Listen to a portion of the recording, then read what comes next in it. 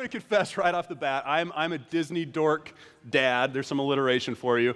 We did Disney this summer. I love Disney. I'll put up with the lines and the sweat and the people just scrunching into you every moment because I just love it. But have you ever had those trips, right? Whatever type of vacation is, maybe it was Disney for you, or those purchases in life, or whatever those things are that you're like, man, why did I do that? Man, that was a waste of time. Man, that was a waste of money. Man, we could have done this or that or all. That kind of stuff happens a lot, right? And it's just part of human nature. No one's perfect. We just kind of, let's go for it. Let's try this. And then a lot of times we have regrets over those things. Big scheme of life with a trip here, a purchase there, no big deal. But what about when we get later on in life and we start to have regrets about some of the bigger stuff? Right? We get to a place, and some of you are going through this right now, and I think it happens at different spots in life for different people, so there's no one magic age where all of a sudden you start to look back and reflect. But isn't it true that at some point as an adult you start to grow, and the teens who are with us this morning, you just take my word for it, this will happen if it hasn't happened to you yet. You get to a point and you start to look back and say, man, why didn't I fill in the blank? Man, I wish I would have spent more time on fill in the blank. Am I right? I have one fear in life. Well, two if you count clowns. But I have one major fear in life. I am not afraid of death. And I'm not trying to brag by saying this. I'm just letting you guys let you into Dave Urban here a little bit. Not afraid of death. I'm not afraid of heights. I've been skydiving. I loved it. Thought it was cool. My wife's like, oh my gosh, I think we're going to die. And I'm like, this is the best thing in the world. I've done those things. I'm not afraid of the economy collapsing. I'm not afraid of terrorism. There's really nothing in life that I am afraid of except for one thing. That I'm going to reach a point, I don't know when this will be, but where I really look back and start to reflect on life and say, you know what, I think I wasted some of my time on earth. That's my greatest fear. And again, I don't know when it'll be, but I'll look back and say, I think, I'm not talking like a little thing there this season here, because we all make mistakes, and a lot of life is an experiment, right? But where I look back and generally speaking, I say, you know what, a lot of my life I wasted.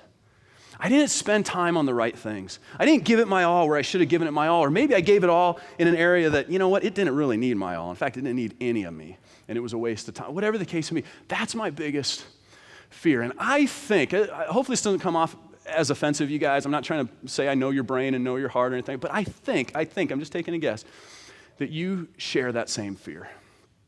Maybe you've never thought about it before. Maybe you can't really articulate it. Maybe you've not thought of it in those terms. But I think most human beings share to some degree or another that same fear because there's something inside of us that says, you know what?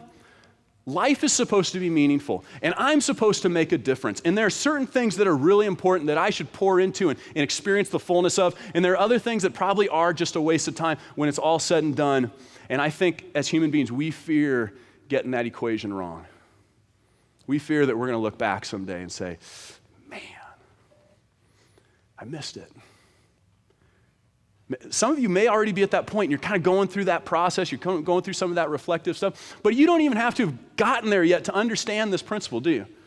Because you know people, or you've read articles, or you've seen interviews on TV where people get up and say, you know what, I regret, and they say such and such a thing. You never hear someone get up and say, oh gosh, I regret buying too much stuff in my life.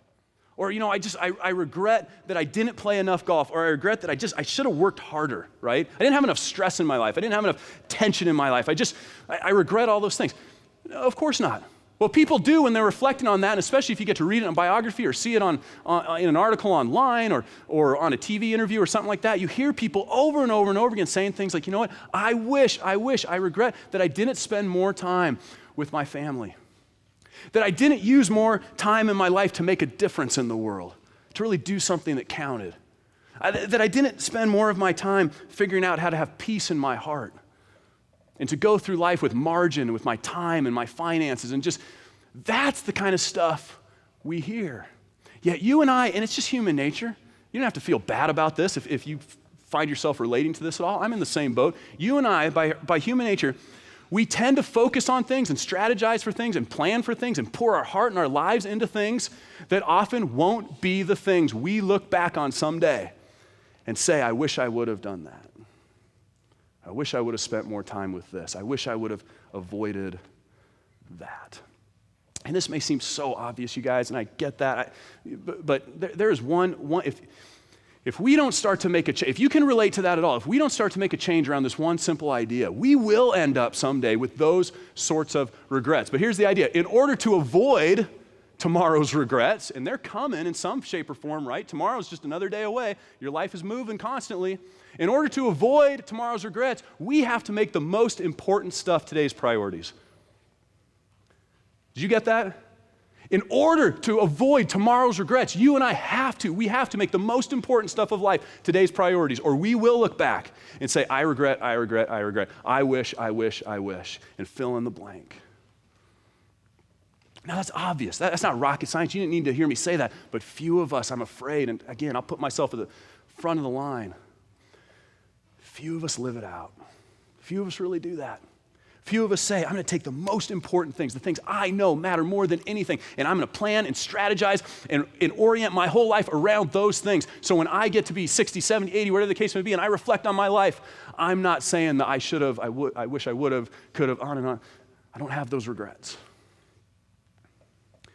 Because again, if you've got kids, a lot of you do, it's a big family church, it's one of the things I love about this church. If you've got kids, you want to invest in your kids. You want them to grow up and be healthy. You want to have an awesome relationship with them. We do. If you're married, right? And marriage can be tough, but if you're married, you want it to work. You want it to thrive. You want it to go the distance. It's not to make anyone feel bad for if it hasn't happened for them that way, but if you're in the thick of it, if you're in a marriage relationship, you want that. You don't want to live life with stress and your finances and your time and always feeling just so squished. Some of you feel so squished right now, right? Especially once after school started and back to the normal routine, you're just like, I have no time and I have no margin and I'm spending way too much money and I don't have peace in my heart. You don't want that. None of us do.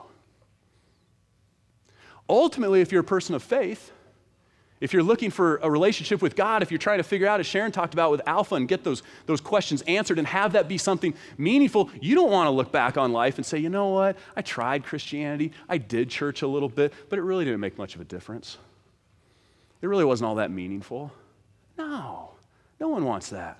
You want it to mean something. You want it to make a difference. No one wants to sit in chairs and go through the motions and do the religious thing for a while and then be like, oh, okay, I tried. In this series, we're going to start today, Go Long. We're going to talk about these sorts of things with the idea that if we start to go long, right, you football fans, you know what that's about. Hey, we're going to go long on this play. We need to think about going long in every aspect of our life. What are the things that are most important to us, and how do we make those things our top priorities today? Because those are the things you're going to look back on, I'm going to look back on in life and regret that we didn't take the most important stuff and make it today's priorities. And where we're going to start is on this topic of faith. Because you want faith to matter. I want faith to matter. I want it to make a difference. I want it to change me. I want it to mean something in my life that changes others as well. I think you do too.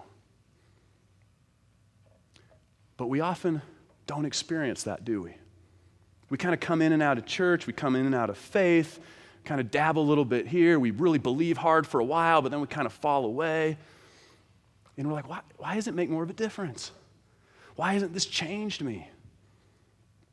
Or maybe you just never even really knew that it should be something that changes you. You didn't even know. It can be meaningful? Wow, I didn't know that. I thought it was just kind of what good people did. They went to church.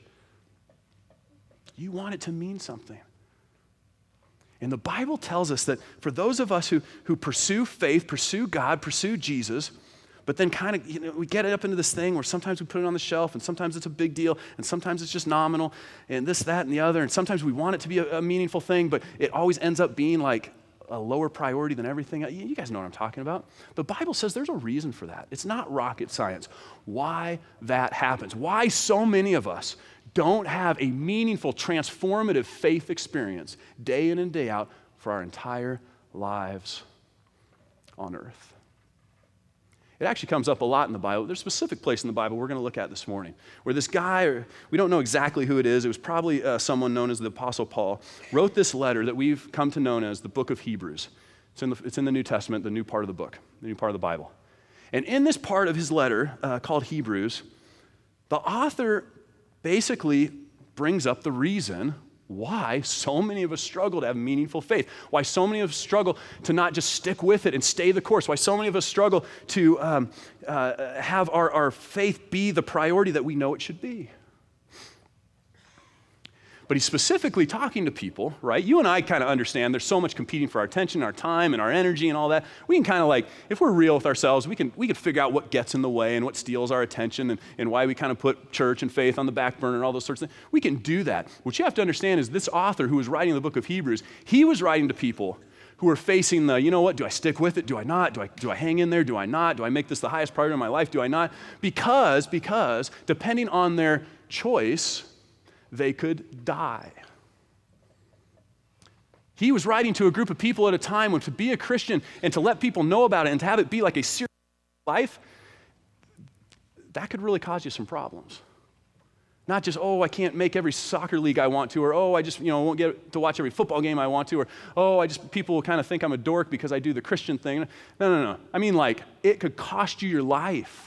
You'd get killed, you'd get put in prison, you'd get everything taken from you. Something bad could really happen to you because that's just the day and age in which these people lived 2,000 years ago. And the author is saying, you need to hold on.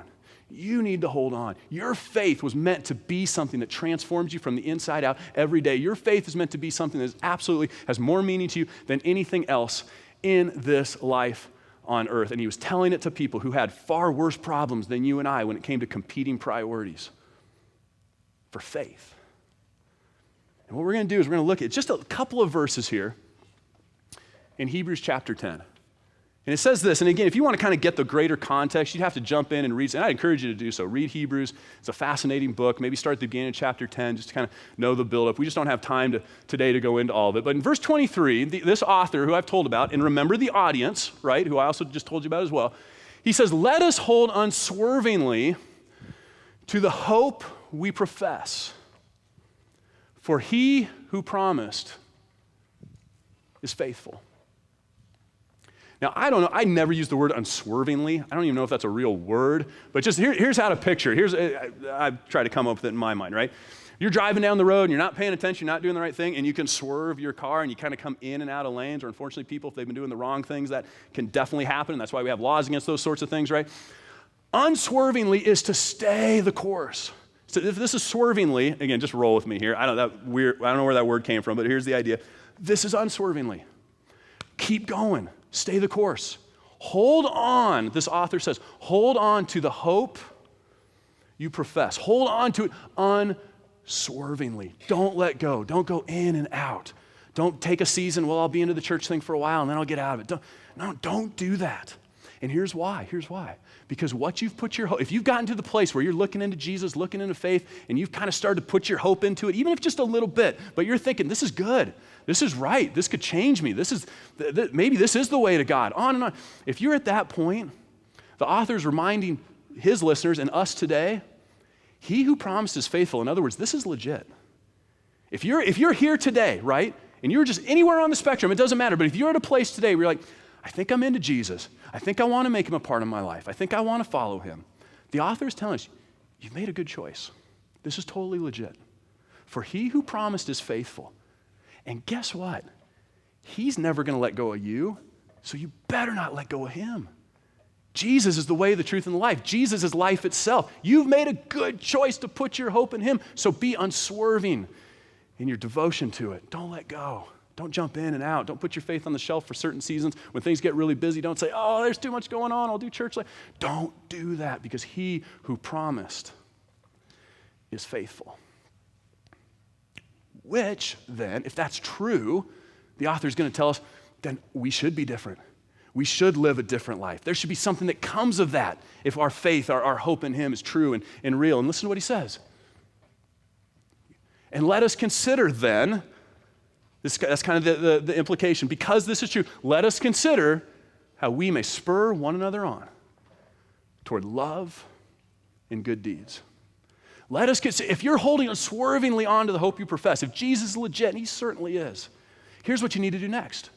You need to figure out how to, and this is kind of implied, for yourself to grow in love and good deeds. I mean, that's the whole idea about following Jesus, is that you're a person of love and you do good things in the world. That's kind of what it all comes down to. Let us consider obviously for yourself, but how you should also spur one another on to live the same way. In other words, if you're holding unswervingly to the hope you profess, this is a community deal. You need to be in relationship with other people, and you need to have people spurring you on toward love and good deeds, and you need to be spurring other people on toward love and good deeds. And if he just stopped the conversation right there, if he just put a period at the end of that, we could all be like, yeah, that makes sense. That's good. Yeah, that's what Jesus did. He was a person of love. He did good things, showed the grace of God. Awesome. And we would go on living exactly the same way and still struggling to find meaning and purpose in our faith. If the author just put a period on that, it'd all be true. Those two first verses, first statements, absolutely be 100% true, but it wouldn't change anything. So he doesn't stop there. And he says this, take a look. Not giving up meeting together. I'll read the rest of it in just a sec. Josh, leave it up there. Not giving up meeting together. There's a clear progression that the author is trying to take his readers, and again, by God's grace and how God works for us today, some 2,000 years later. Hold unswervingly to the hope you profess, right? If you're even just dabbling in this Jesus thing, man, hold on and stick with it and don't let go because it's legit. He is the way, the truth, and the life. He is the only place you're going to find life transformation. He is the only place you're going to find new hope. He's the only place you're going to find healing for all those terrible hurts that we all have. He's legit. He who promises faithful. Everything he said, did, it's true. Stick with him. And then let that, man, spur you on to live a life of love and good deeds and to help others be spurred on to live a life of love and good deeds as well. And then he drops the bomb on us, but it's not a bomb. It's simple. It's easy. It's of course, it's yeah, but very few of us do this last part of the equation, and therefore many of us look back on life at some point and say, my faith just wasn't as meaningful as I thought it should be. Let us not give up meeting together. Let us not give up meeting together. We'll circle back to this in just a minute, but here's the basic idea, and then we'll look at the rest of the verse. You can't do parts 1 and 2. It is simply not possible without being together with other people moving in the same direction. You just can't. It just doesn't work. It doesn't mean part of your faith isn't private. It is. Part of your faith isn't personal. Of course it is. But if that's all it ever is, it will never have the meaning you hope it would have. It would never have the meaning, the transformation that God designed it to have. And you'll play the game and go back and forth, and maybe you'll fall out for good, maybe you'll come back. But at the end of your days, when you look back and you take stock of your life, you're probably going to say, man, I wish God, Jesus, the church, faith had meant more to me. And then you get this last little part, and like I said, we'll circle back to the bigger idea here. But encouraging one another, and all the more as you see the day approaching. And this was just a reminder, you guys, that our time on earth is passing. Eventually, whether you leave this earth just because of natural reasons or something bad happens or whatever, or the whole biblical, man, the world comes to an end and God's going to do a new thing, it doesn't really matter. The point is, the day is approaching. Time is running out. And in other words, for sake of our talk this morning, that time when we will start to take stock and have those regrets is coming. So let us not give up meeting together. Remember, in order to avoid tomorrow's regrets, the most important stuff has to become today's priorities. And when it comes to faith, if that's one of those things you put on the list of the most important stuff, and I sure hope you do. I'm going to encourage you to do, and I encourage you to keep coming back, and I'll keep encouraging you to make it on that, put it on that list if you don't, because Jesus is legit. It's the real deal. But if it's on that list, it's going to require something of all of us for it to be meaningful and for us to look back and not have those regrets. And just to put it in sort of a simple, easy to digest way as you walk out of here, and if you think nothing else, but you're just trying to wrestle with this idea and these concepts and where do I go from here? Meaningful faith always requires we in addition to me.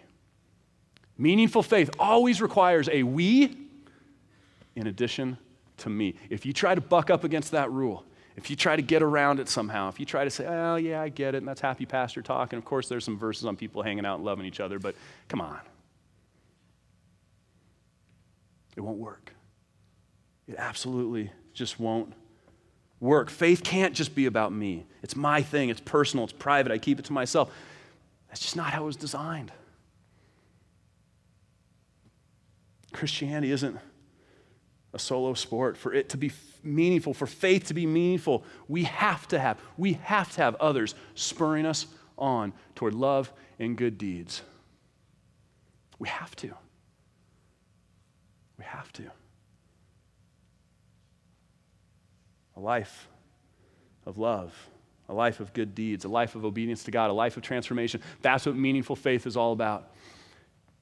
And it always comes with we in addition to me. The Bible's full of verses that hint at this, full of verses that tell of the blessing of this. Ecclesiastes 4:12, I'm just going to throw a couple of them out to you today. Some of you have read these, some of you have heard these. The one may be overpowered, two can defend themselves. A cord of 3 strands is not quickly broken. See, when it comes to faith, one alone can be overpowered. You can get tempted to put it on the shelf. You can walk away because there's no one to help you. There's no one to spur you on. But 2, wow, then you got something. 3, you'll probably stick with it. You got to have a we in addition to me. Proverbs 27:17, as iron sharpens iron, so one person sharpens another. Did you know it's impossible not to be sharpened? And just what that phrase means is to grow, to improve, to kind of get excited about your faith. When you hang out with other people who are also excited about their faith, it's impossible not to walk away and not be spurred on, not be sharpened. It's just not possible. You will have that happen to you. I can't tell you how many groups and things I've done in my life, and just if you've been in small groups and things outside of Sundays at a church, don't raise your hand because we'll all feel awkward, but if you just think in your head if this is true for you, but you have dreaded sometimes going to certain meetings. Some of you are going to sign up for Alpha. A lot of you are going to sign up for Alpha, but you're going to have a night where you're going to be like, or a Sunday afternoon, you're going to be like, I've got too much going on. I don't want to go to that thing tonight. It's going to be on and on and on. But if you go, you'll come home saying, I'm so glad I went. I'm excited again. I'm spurred on again. I feel closer to God again. It's just how it works. As iron sharpens iron, so one person sharpens another. But here's the catch. Here's the catch. It's not just about simply getting together with other people. We've got to figure out how to get together with other people, and it's really difficult on Sunday mornings. You're not doing a good job of getting to know the backside of each other's heads right now. It's got to happen outside of Sundays. But we have got to find people who want to, generally speaking, go in that same direction that we want to go in terms of having meaningful faith. Because this principle, and I'm not saying don't hang out with other people who aren't on the same page with you. God calls us to love people, to invest in people, to build bridges with everyone. But you've got to have a group of people that you can go to and know these people are going to pray for me, they're going to spur me on, they're going to encourage me towards faith, towards Jesus. It can't just be like, my drinking buddies will do that. My shopping friends will do that. My bunco gals will do that. They could, I don't know. Maybe. But what you need is to make sure whatever group it is, you've got a group that spurs you on towards that one thing. Devotion to Christ, holding unswervingly to the hope you profess. Because there's other verses in the Bible that warn us about this. 1 Corinthians 15:33. And again, this isn't rocket science. The Bible's the most practical book ever written. Do not be misled. Bad company corrupts good character. Oh gosh, maybe not every group will fulfill that Hebrews 10 thing. Look at this one, Proverbs 13:20. This is one of the first verses we had our kids memorize. I don't know if you're into that with your kids or not. I'd encourage you to do so. But we, right off the bat, when Rachel and I knew that our kids could start to memorize Bible verses, we just said, kids, you were going to memorize this one. You're going to repeat it back to us. Because this is so crucial for life. Listen, walk with the wise and become wise. But what? But a companion of fools suffers harm. Walk with the wise and grow wise. A companion of fools, though, suffers harm. Guaranteed.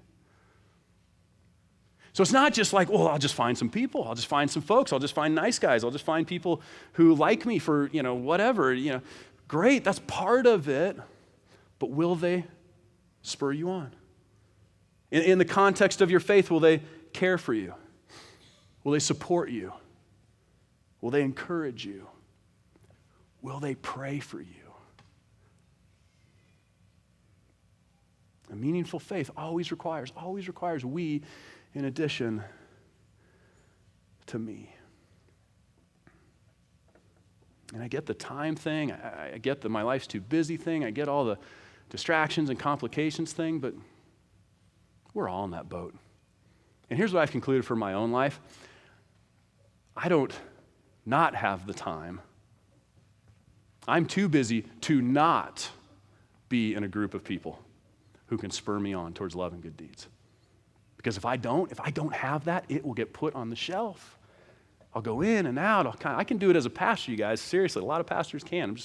We're going to go total full-on confessions here. You can do this thing and not be fully on board. So it applies to me too. What's my group? Who's my team? Because meaningful faith always requires we in addition to me. Now, here's where I want to go with this, because you need to understand, well, okay, Dave, cool, great. What are we going to do? Here's how we're going to do this at I-90. Some of you have already experienced this. Some of you have dabbled in this. Some of you are looking into this. We have spent the last several months, really it's been the last year or so, figuring out and talking about how do we make sure we've got the right type of environments beyond Sunday, and that's why that flyer you got is called Beyond Sunday. How do we create the right types of environments where people can take a simple step to get more connected with people who will spur them on toward love and good deeds, who will help them unswervingly hold on to the hope they profess. And so if you look at that flyer, you're going to see it broken down into 3 different categories. You got that slide there. The first one is starting point. Starting points are just one-time events and activities like the chili cook-off that's going to happen here in just like 15 minutes, where there's no long-term commitment other than just showing up for that one thing, but you'll get to meet more people. That's the whole point of a starting point event. And then you'll see there's a list. There's all kinds of things we do in that category, right? But if you just never met, you're here and you don't know anyone, come to the chili cook-off or come to another starting point group, event, gathering, and you'll just get to know someone. You'll make a new friend. And that's really the whole point. Then the next thing is seasonal groups. Seasonal groups are those things like Alpha, a great example, where maybe you're not ready to get into something where you're going to go long-term, right? I'm not sure if I can commit to something that's just going to be a big deal, and this is my folks, I'm just digging in with them, but I'll do something for 8 weeks. You know what, I'll take the step of faith, do something for 10 weeks, and sign up for Alpha, sign up for Financial Peace University, sign up for some kind of women's Bible study, sign up for some kind of group. That's just a clear start and stop date. I could do that. But then of course, some of you, and I hope all of you will eventually get to this place, because it's ultimately what these verses are talking about in Hebrews 10, ultimately we need to be in a life group. We need to be connected with a small group of people where we say, you know what, this is my team. These are the people I'm going to go along with. These are the people who are going to help me stay the course. These are the people who are going to spur me on towards love and good deeds. And meaningful faith always requires we in addition to me. Some of you can go right there right now. Some of you are going to have to work these steps a little bit and kind of work your way up to it. Either way is fine, but the point is, what's your next step? What am I going to do this fall to make sure I'm building a team of people that will allow me to have my faith go the distance? That's the challenge. And so today kicks off the start of a campaign for the next several weeks where we're just going to be talking about and make sure you're aware of those 3 things. And we're going to be challenging you, find something to take the next step in getting connected. Because again, we don't want to look back on our life and say, I missed it. No, tomorrow's regrets are avoided when we make the most important stuff today's priorities. And a meaningful faith specifically always includes we in addition to me.